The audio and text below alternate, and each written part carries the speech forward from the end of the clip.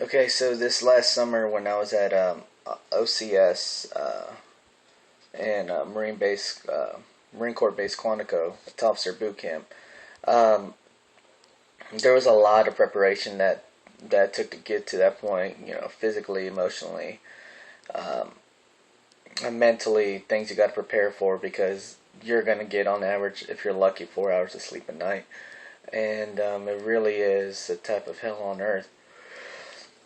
And there was this one guy in our platoon. He didn't prepare for it. He was what we would call a turd.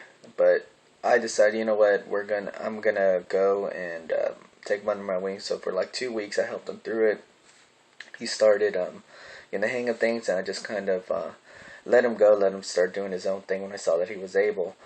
That way, if then he failed, there was no excuse because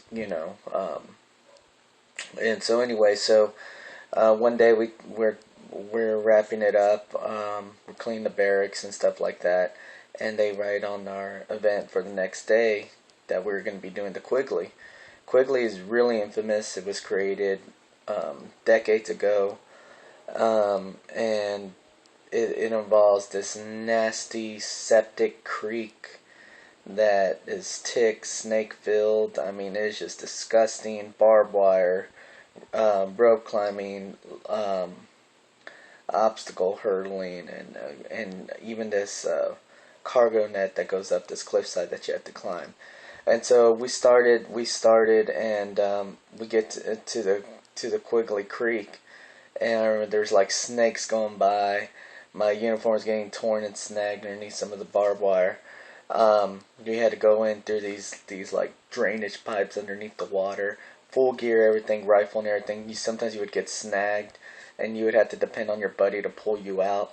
And the thing is that this should be 100% fun. You know, I looked forward to doing the Quigley, but I was getting really sick about, I don't know, 12 hours before that. I guess just the fatigue and the lack of sleep.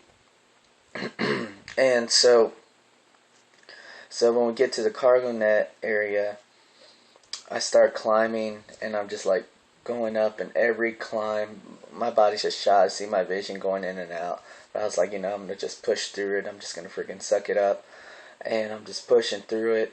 And like, my hands are like breaking right here. The skin, my calluses finally broke through, and so I had blood dripping down my hand.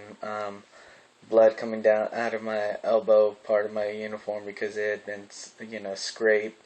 Um, and finally, I was getting close to the top, and like my vision, it just kind of did that, and I just felt my hand slipping. And right when I was about to slip, someone reached down and just picked me up and pulled me over by my pack, got me over, and rolled me on my back, and kind of slammed me. He's like, "Hey, are you okay?" And it was that guy that everyone said was going to drop out. And I realized, if I hadn't taken the time and the initiative to help him out, to help him get through, that hard transition phase, he might have not been there. And so every time I feel like the metal meets the meat and stuff like that, I get, elevated to that point on top of that cliff. I was about to give up. And you always got to remember that whenever, like, whenever you feel like nobody, should I say, is there for you and going to help you up, at that last expected moment, you have this hand that reaches down, is going to pick you up. So, yeah.